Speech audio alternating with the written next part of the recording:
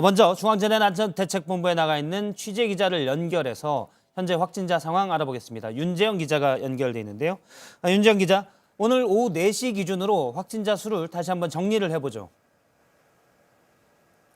네, 오늘 오후 4시 기준으로 총 5,621명입니다. 오늘 0시 이후 293명 늘었습니다. 어제 오후 4시랑 비교하면 24시간 동안 435명 늘었습니다. 오후에 추가된 환자들의 지역 분포는 내일 발표합니다. 일단 0시까지 나온 환자들로 보면 여전히 대구, 경북에서 늘어나는 환자들이 전체의 95%를 넘습니다. 지금까지 확진된 환자들 3명 중 2명꼴은 집단 감염된 환자들입니다. 신천지 대구교회뿐 아니라 서울 성동구 주상복합 건물이나 수원의 교회에서도 집단 감염이 확인되고 있습니다. 3명 중 나머지 1명꼴로는 여러 지역 사회에서 산발적으로 발생하는 환자들입니다. 이들은 감염원이 아직 정확히 나오지 않았습니다. 정부는 이런 사례에 더 집중해서 조사를 하고 있습니다. 그것이 지역사회 전파 속도를 늦추는데 더 효과적이라고 생각하기 때문입니다. 소규모 집단 감염 사례가 계속 나오고 있는 점이 조금 우려가 되고 있는데요. 사망자 소식도 짚어보도록 하죠. 오늘 사망자가 1명 더 나와서 33명이 됐습니다. 이 33번째 사망자는 기저질환이 없는 사망자라는 얘기가 있던데 어떻습니까?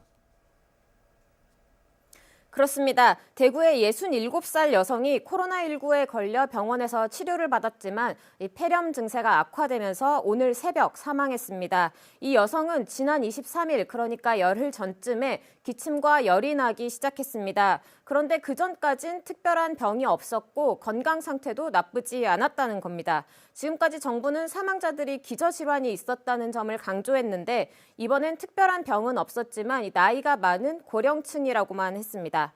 때문에 기저질환이 없는 사실상 첫 번째 사망자라는 이야기도 나옵니다. 중증 환자들도 52명으로 어제보다 10명 이상 늘었습니다. 특히 인공호흡기를 쓰는 위중한 환자는 25명입니다.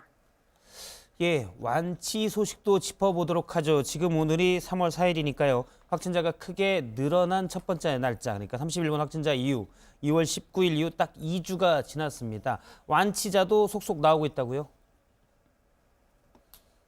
맞습니다. 어제 하루 동안 완치된 사람은 7명입니다. 오늘도 완치자가 더 많이 나올 것으로 보입니다. 중앙방역대책본부는 오늘 격리가 해제되는 환자가 많다, 내일 통계에 반영하겠다라고 했습니다.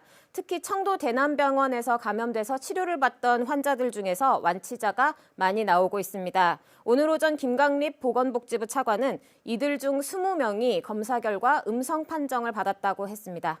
지금까지 중앙재난안전대책본부에서 JTBC 윤재영입니다.